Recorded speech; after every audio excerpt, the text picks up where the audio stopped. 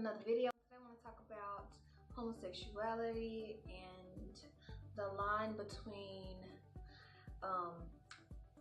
just not believing in it and actually disowning and treating others wrong.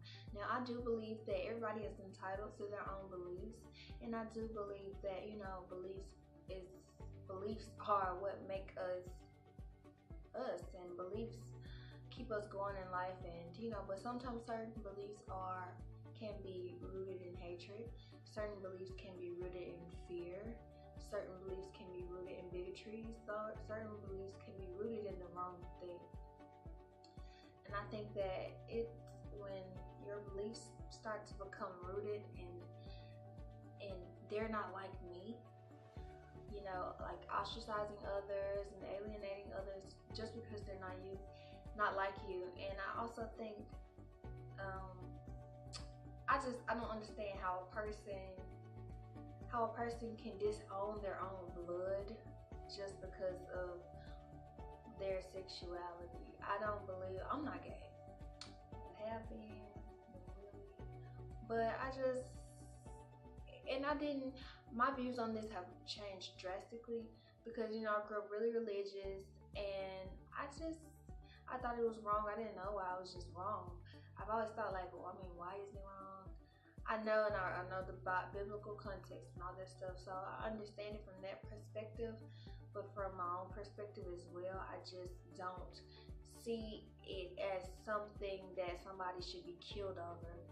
I don't see it as something somebody should go to hell and burn for eternity over.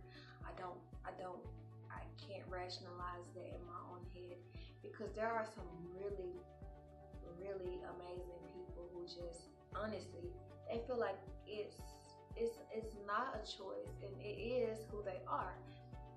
And just imagine, like, the very core of who you are, the things that make you who you are, like what you believe in. Just imagine somebody trying to take that away from you.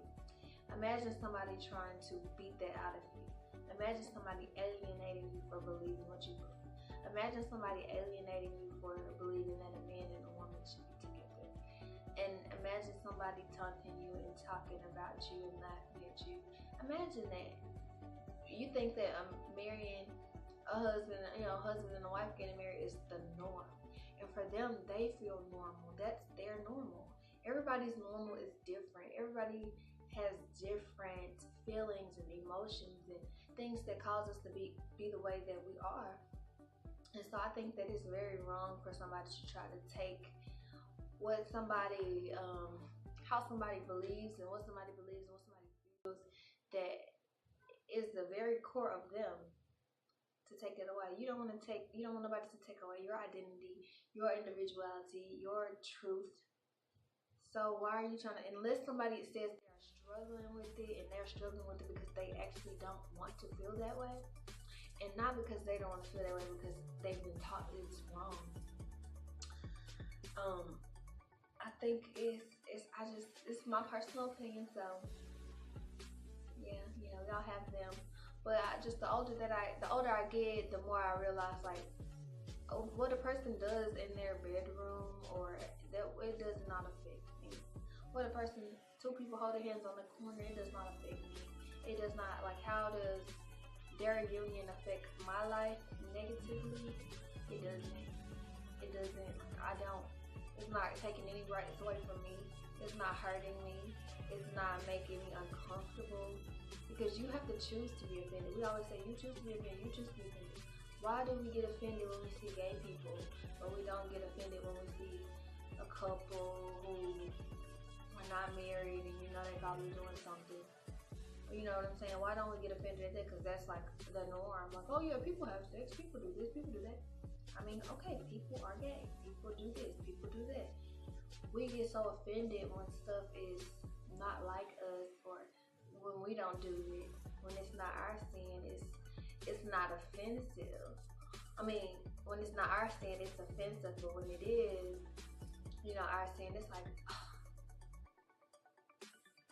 like, I mean, we're all human. I'm human. And then people try to make the distinction, well, this your lifestyle, that's whatever.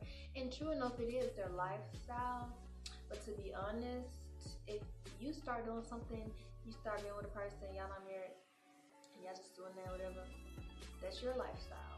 If you smoke and drink and all that stuff, you get drunk every weekend, that's your lifestyle. Like, just because you have grown from something, or just because you don't do something, it does not mean that you're better than the person that does what you don't do. Okay? I think we should all develop just an understanding spirit, understanding, like, because honestly, who wants to go through that? Who wants God not on their side? Who wants God to hate them? Who wants God to look at them as an abomination? Do you think people really just like, okay, yeah, I mean Christian people who do believe that, homosexuality is wrong, and, Muslim people and people of those religions that do believe that homosexuality is wrong, Judeo-Christian idealistic ideas. Y'all get what I'm trying to say. But just people who don't understand, people who don't want to understand. Some people say they hate gay people, they don't like gay people. God said it's wrong, but they've never talked to a gay person. Or get this. You've talked to gay people, you love gay people, you've invited them into your home, and some people you will never even know.